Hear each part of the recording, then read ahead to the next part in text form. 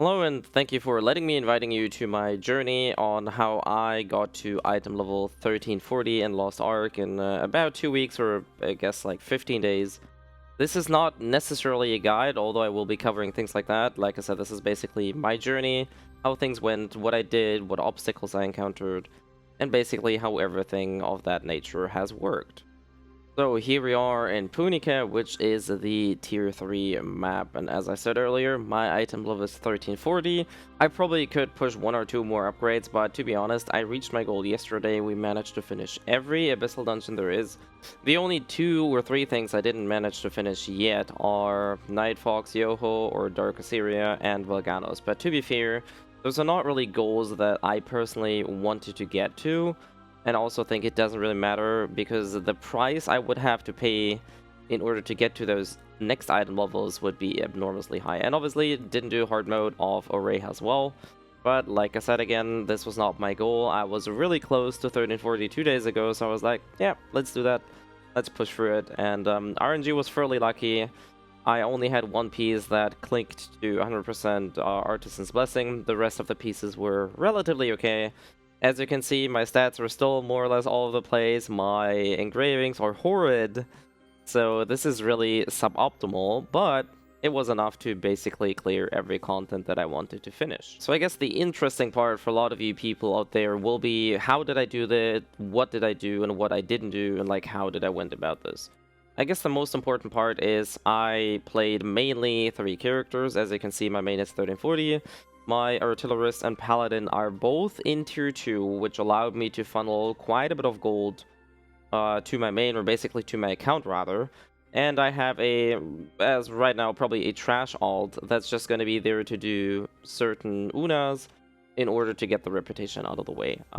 Outside of this, I didn't really do any more alt playing. I didn't use any knowledge transfers as of now. I will probably use them later, but that's basically my alt situation.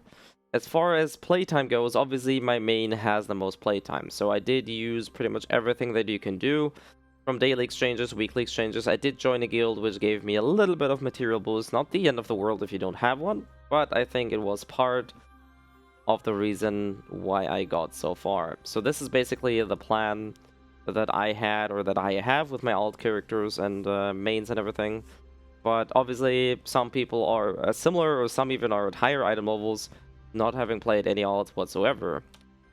The downside of my rush is, for example, I don't really have a whole lot of collectibles. My adventure books are fairly lackluster, so you can see that I basically pushed hard on progress and let other things slide quite a bit. I obviously got like the main important things for like skill potions. I talked about this in another guide.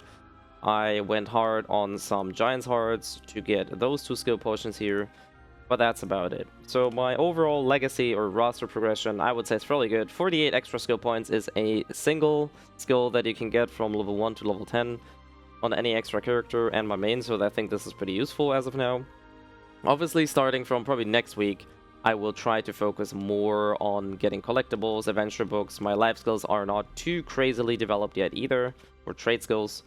So I definitely will focus on more of that starting next week. So I guess the other more important thing for people is what did I do in terms of progress? And for me personally, I didn't follow any guide because I played this game to quite an extent.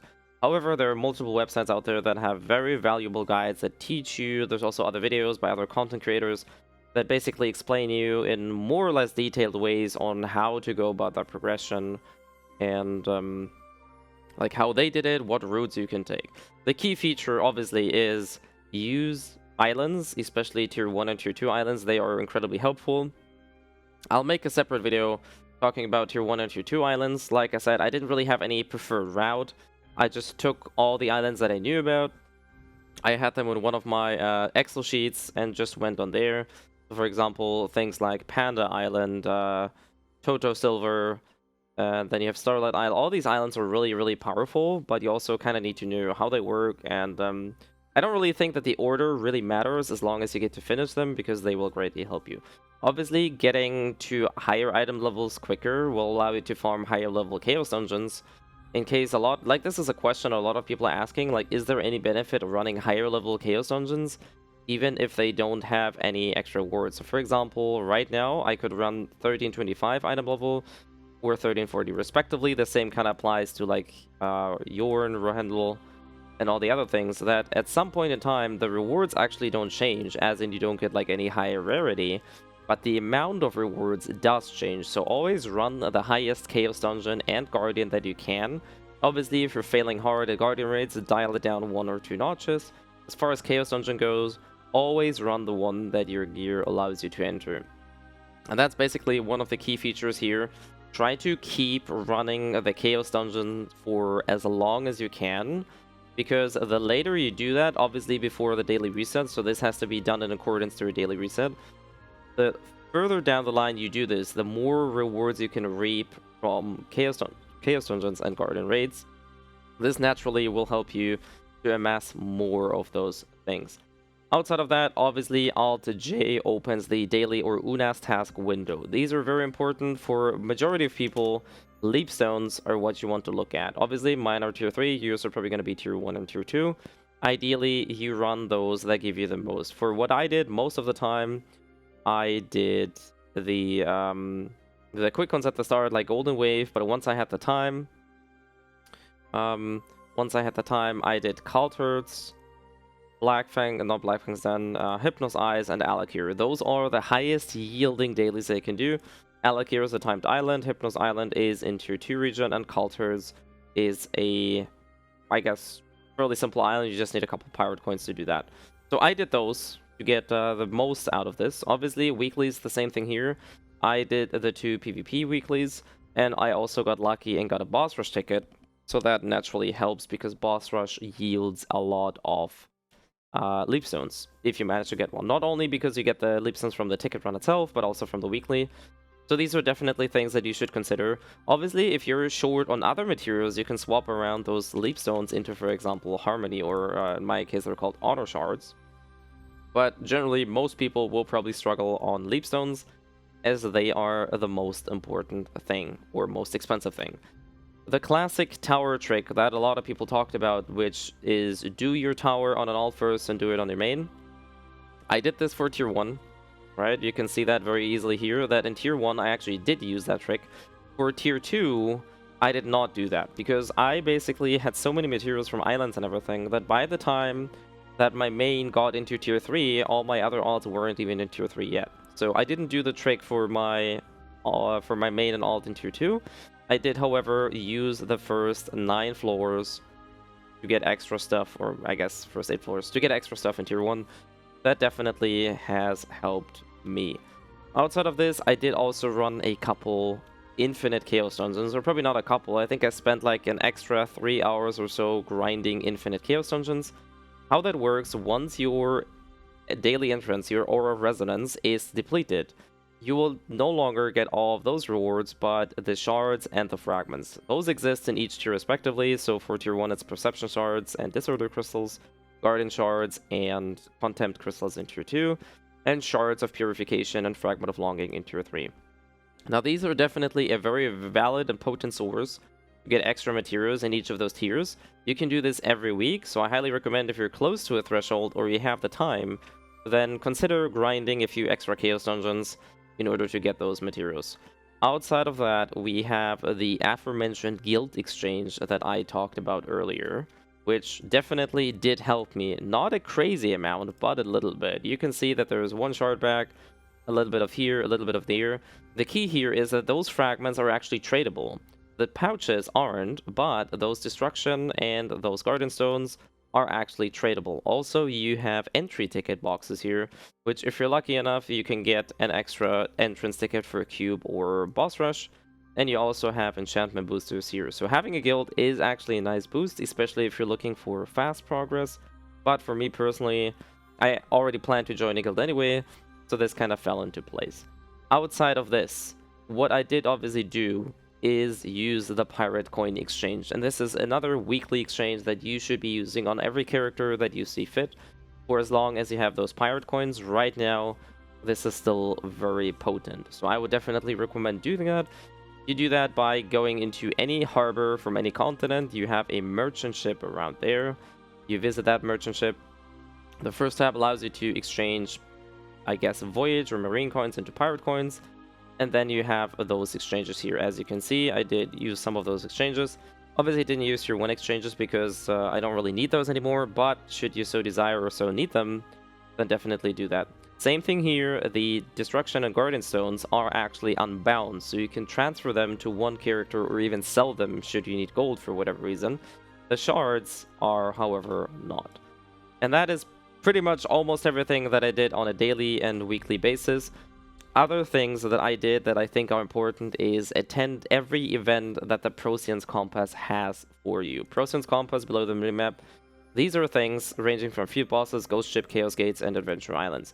Do these every day when you can. They only have to be done once. Some of those, like the Ghost Ship, are only actually weekly activity. Very powerful things. Very helpful in order to get more materials, especially Chaos Gates are a huge, huge, huge boon to your gold boost. So definitely attend those. And same rule applies here. Go to the highest one that you can physically attend or that your gear allows you to do. Outside of this, there's one other trick that I think is actually new to our version. At least I'm not aware that this is a thing on the Russian version. And that is run both dungeons or the story dungeons on both difficulties, because your first clear on both difficulties on each character, so you can repeat those steps on every character, reward you with extra materials. And the first clear on normal rewards you with Guardian and Destruction Stones. So you get a box here about Destruction and Guardian Stones.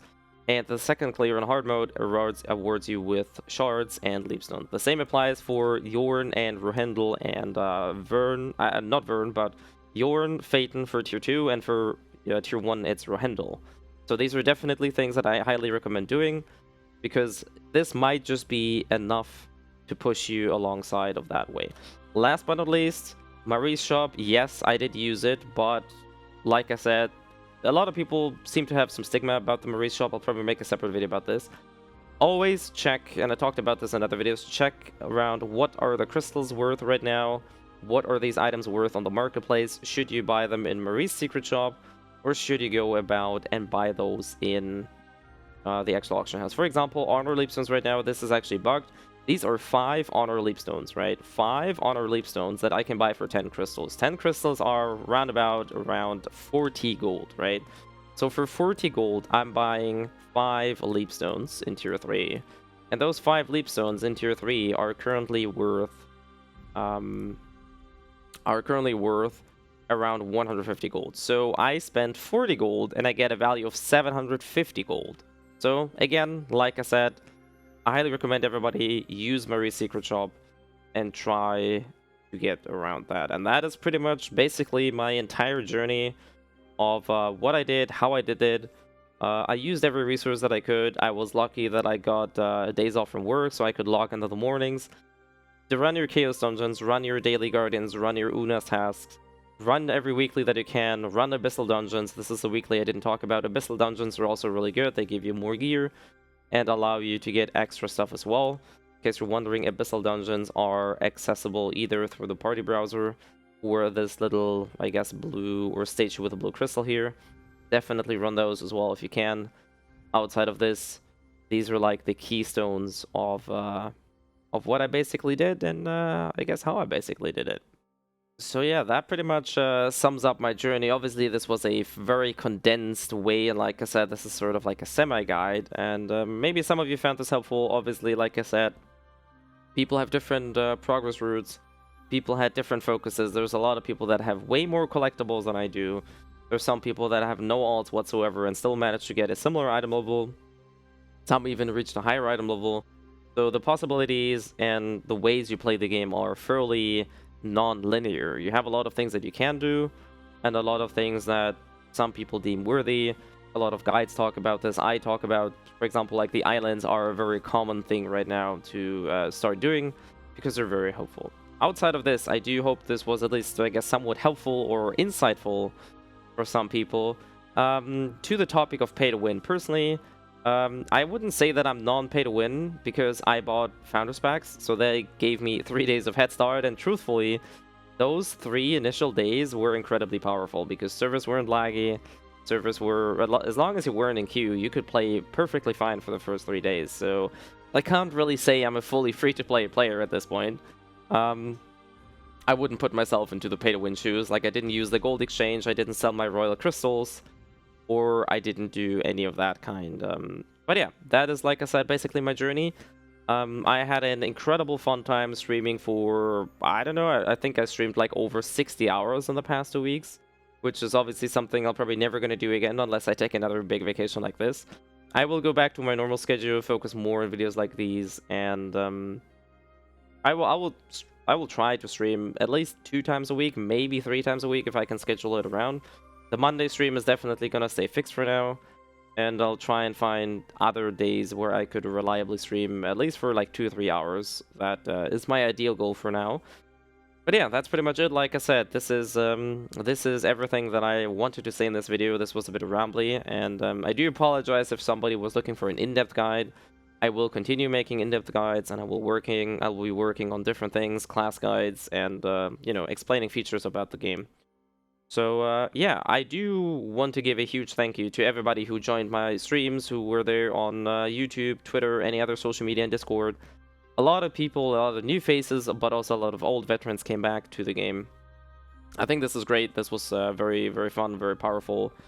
And ideally, this is a game that I want to invest my future couple months, maybe even years on if everything goes well. The response, aside of the server issues of the game, is fairly great. Not fairly great, pretty great, I think. And the game is fantastic, so I hope everybody gets to join this journey with me. And with those closing words, I do appreciate each and everybody of you who joins in whatever form, content, shape, or form that I do, that I present. It's been a blast, it's been crazy. Numbers are skyrocketing, there's so many people asking so many different things. It's just crazy. So I do want to give you a very heartwarming thank you and a very deep appreciation for everything that you allowed me to do, and that I still get to make videos basically 10 years after I started making YouTube videos. And I have something that I would call a, you know, cozy little stream. We have a nice set amount of people.